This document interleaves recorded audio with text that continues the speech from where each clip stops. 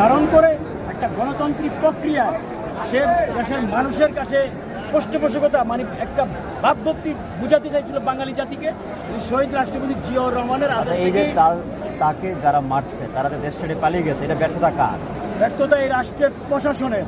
আমি বলবো এই রাষ্ট্রে যে প্রশাসন যারা এই মুহূর্তে যারা আছেন তাদের আসলে আমরা তো দোষারোপ করছি, কিন্তু বিগত 16 বছর যে স্বৈরাচার শেখ হাসিনা যেইভাবে রাষ্ট্রকে একত্রিতভাবে স্বৈরাচারী ফ্যাসিবাদী কায়দায় সমস্ত প্রশাসন থেকেই সাংবাদিক তথ্য প্রযুক্তি আইন কইরা এদেশে মানুষের কথা বলা সম্পূর্ণভাবে যে একটা স্বৈরাচারী ফ্যাসিবাদী কায়দায় যে মানুষকে জিম্মি করছিল, এটার একটা প্রভাব।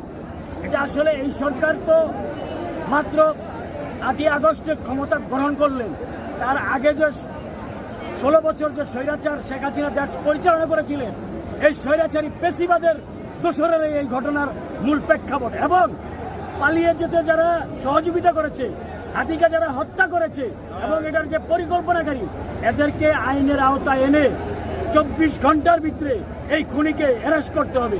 এটা বাঙালি জাতির সবাই বেদনা এবং কামনা, সবাই কিন্তু আশাবাদী যে 24 ঘন্টার ভিতরে হাদির খুনিকে জানি আমরা অ্যারেস্ট করতে দেখি, জনসম্মুখে জানি তাদের বিচার হয়।